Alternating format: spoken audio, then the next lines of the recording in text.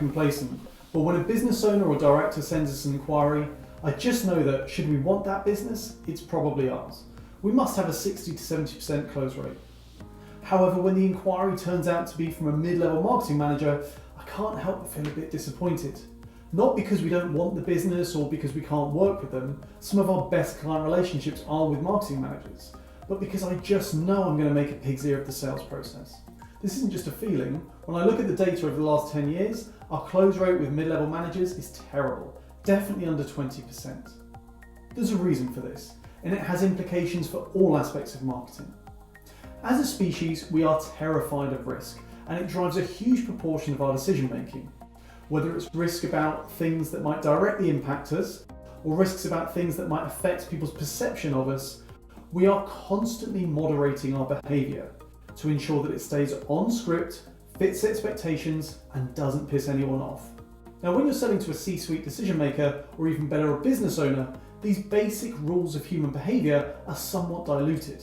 You see, by definition, these people are the exceptions to the rule. Yes, they'd like certainty, but they probably haven't ended up in the position they're in by having a normal level of appetite for it.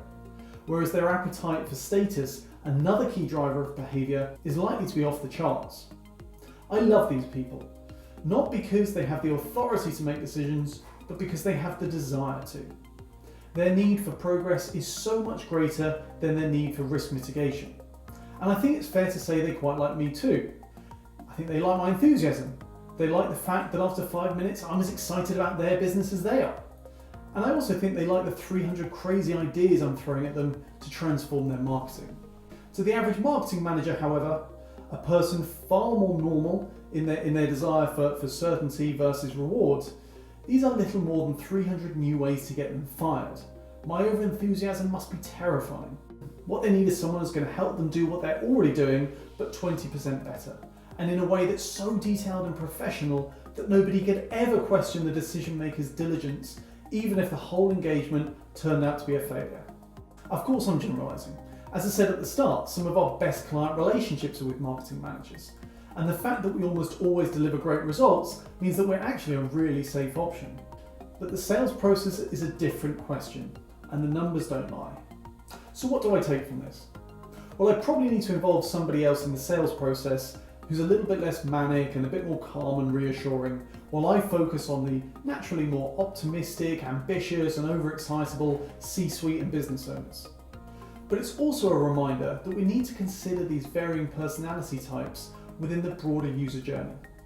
Too many B2B websites, for example, really only cater to one user journey, typically focused on the product or service in question, neglecting those who might be more motivated by other routes, such as goal, department or sector, pages that not only contain a different subject matter, but can also communicate that subject matter with a very different tone and language that might be far more likely to engage the user in question. Now, of course, introducing a second, third and fourth user journey is not going to result in the perfect experience for everyone, but it will make the average experience an order of magnitude more resonant. This logic can apply to all of our channel efforts. Who are we talking to, and what are their underlying fears and desires that we need to be tapping into? That, and perhaps I need to go easy on the coffee before sales meetings. See you next time.